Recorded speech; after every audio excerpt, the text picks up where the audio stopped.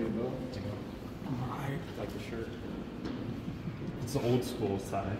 Is it? Yeah. Would you know, what do you think's kind of missing the last couple of games for you guys that, you know, wasn't during those first 5 games? I mean, the easy answer is we're playing on the road. That's a bad answer. I mean, we've had really trouble scoring. I mean, especially the first quarter. You look at our numbers in those 2 games. I think we've defended really well and played really hard, but we've had trouble getting the ball in the basket. And you know, I think when you only have 1 or 2 people scoring, and the others are, you know, we've got a lot of offers in one first. Bad grammar. But you got to credit the defense for that too. But that to me, you know, you score 63 and 58, you're gonna have a hard time winning this league. What seems like late in games where the Hilton crowd can really come to play. I mean, we saw it here while you were there last night. We watched the end of it. Yeah. The game that would never end. Yeah. Not everything. You guys were back home. But, there's more fouls called in like the 5 minutes of that game than our entire game. So, wow. Yeah, but it's just thinking that having been on the road so long and having the TCU forfeit, I mean, you haven't had that feeling for a while that you can maybe sometimes tap into late in the game down to against Kansas. Is there anything to that? No, I do, and I don't. You know, I'm big on you find a way, you don't find an excuse. Yeah. But I do think that situation has impacted our team. I really do, and there's nothing we can do about it now. But you go from the road, and then no home game, and then the road, and then a home game, then the road again. Yep. So it is what it is, and I have to do a better job of figuring out ways to get our kids in better spots to score it. And but yeah, I do think that impacted our team some, but you know, there's nothing we can do about it now, obviously. But hopefully, and I think the big thing though is our team's handle team's great. I mean, their maturity and everyone. I mean, everyone that, you know, you lose a heartbreaking game and then you get told you got to spend the night, and then you got to come back here and figure out a way to practice and get to class, and then, oh, by the way, tomorrow morning we're right back on the plane. And a lot of teams would be not in a really good mood, but they've handled it fine, and you know, we'll show up Saturday and hopefully play well enough to be in the game.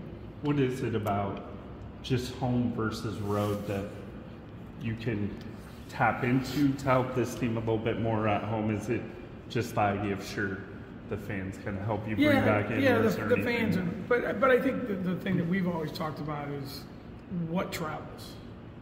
You know, your effort, your defense, your commitment to each other, the things that impact teams. And you know, we wanted Oklahoma State the hard way. We wanted BYU the hard way.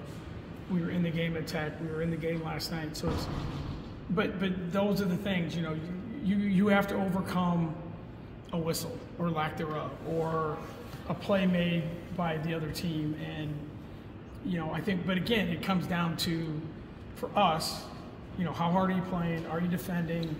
You know, are you doing the things that give yourself a chance? Don't beat yourself. I think on the road, that's the biggest thing for me over the years is you just can't beat yourself. And our kids have done a really good job of hanging around, and you know, then you got to hope the ball bounces your way and not their way. And you know, sometimes it has, and unfortunately for us, the last 2 it hasn't. I know you kind of talked about it a little bit the other day, but just how much is fatigue maybe a concern when you rely on so many young players who, like you had said, are reaching the end? No, it is a concern, and we've you know, we had a lot of kids sick the last couple of days, and so you're like, okay, how do you manage that? And we've like today, it was a walkthrough day to day. I mean, and some of it is, I mean, obviously, the decisions I've made, some of them probably aren't the best, probably a lot of them. But we've tried to do something and simplify things and really shorten practice, which means you shorten your game plan, which means you're trying to figure out how do we get to Saturday afternoon physically and mentally the best way we can get there. And with all of our kids, and then you add Hannah to that, I mean, 6 of our top 8 players, this is the first time they've ever done this. And so you're like, all right, how do we process that? And there's no set way to do it. We're trying to figure it out, but the biggest thing is we're just trying to be ultra smart with how we practice, especially at a time when you're on the road 4 out of 5 times, and that's what we're trying to figure out. I think you had said led to kind of more film work and more a lot walkthrough. A lot more, stuff. like today, we watched video for 20, 30 minutes. We walked through for like 30 minutes and shot a little bit, and that was it. I mean, there's no live. The only person that had a high heart rate today was me. Other than that, it was just like, and again, from a coaching standpoint, you're like, God, we need to go, and you're going to play a pressing team, and all. You gotta give and take a little bit. And I think for our team, we're trying to figure out the best way to do that. And I don't know that it's been the best way. Obviously, the last 2, I haven't done it the right way, but we're still trying to figure out that, Saturday's the midpoint. It's game number 9. And so we're like, all right, whatever happens Saturday, you're in the middle. We give 1 more week, and then we get our bye week, which probably will come at a really, really good time for us. So hopefully, these next 3 games are games that, we can have some level of success. It seemed like last night that you guys were getting in a little scoring drought and throw the ball in the Audie, and I know you'd like to see her make more layups or more free throws, but she would either draw a foul or at least get to the line. What was her performance in that game like, and how much can that help the team if she can get consistent? No, Audie was good. Yeah, I mean, she missed a couple that she'd like to have back, and I gotta say this the right way. But if you get fouled every time you shoot it, you're not gonna make a ball. Sorry, probably get in trouble for that one. That's okay. I've been in trouble before. But I think what KU did, and they're very well coached. I mean, they really got up into us on the perimeter, and they weren't double teaming. So we was like, just keep pounding it in there and see if we could get something going offensively. We tried to put the ball on the deck and get to the rim and try and get to the free throw line a little bit because the shots weren't falling. But Audie had a really good game. I mean, she was probably 3 or 4 made layups from a monster. But the plan was to keep throwing it in there and see what we could get out of it. And I thought she was really good. What is it about Kelsey that she gets to rebounds that she probably has no business actually getting? Hits a big 3 when you guys are really struggling, it feels like sometimes in games, and then boom, all of a sudden everyone else starts hitting. I know it's a Jones thing, but I mean, there's something about her that's... No, I mean, Kelsey she's a kid that I think understands she's not the best ball handler, she's not the best shooter, she's not the biggest. She's like, all right, how do I get myself in the game? I just got to play harder than everybody else. Yeah. And there's no one on this team plays harder than her. No one. Now, it's not always good or it doesn't always work out, but you are never going to take Kelsey Jones out of a game because she didn't compete, ever.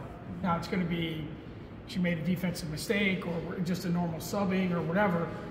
And I think that again, I bore you guys to tears with this, is I do think showing up is a skill.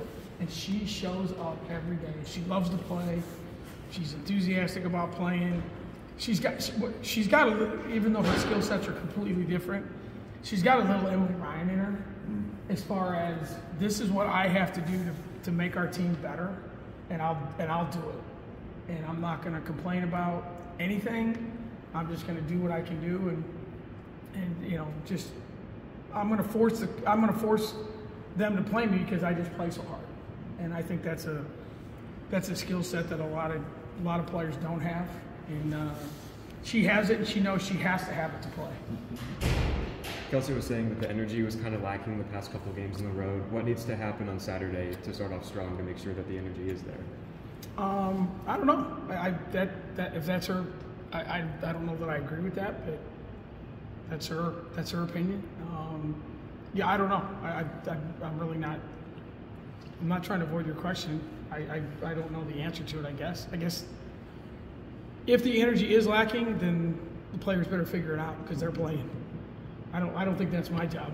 I think if I'm teaching or demanding energy, effort, enthusiasm, then we have the wrong players on this team, and maybe Kelsey Jones shouldn't be playing. So I don't know. Again, I'm not trying to be a smart ass. I don't necessarily agree with that, but if that's what she thinks, then the players need to fix it. What does? Certainly before Saturday. Might have been a semantics thing. I don't know.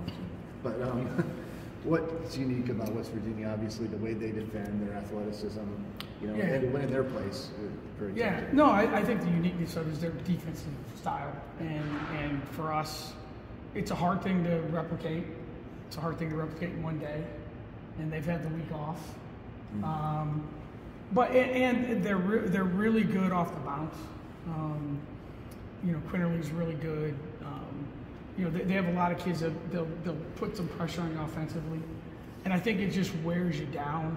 You know, the pressure defense, and then when you are open, you're not ready to shoot it, or they speed you up. And you know, West Virginia is a very unique place to play. But they got it rolling. I mean, you look at what they've been doing. I don't know that I've ever heard back-to-back games where they held the team to 0 in the first quarter. I'm like, I don't care who you're playing. If you go 17-0, 16-0 back-to-back games at this level, you're guarding somebody. I don't care who it is. So, and the way we've been in the first quarter, that could be a little bit of an issue. So we got to knock one in and get that 0 off there quick. Thank you, guys. Good deal. And ladies.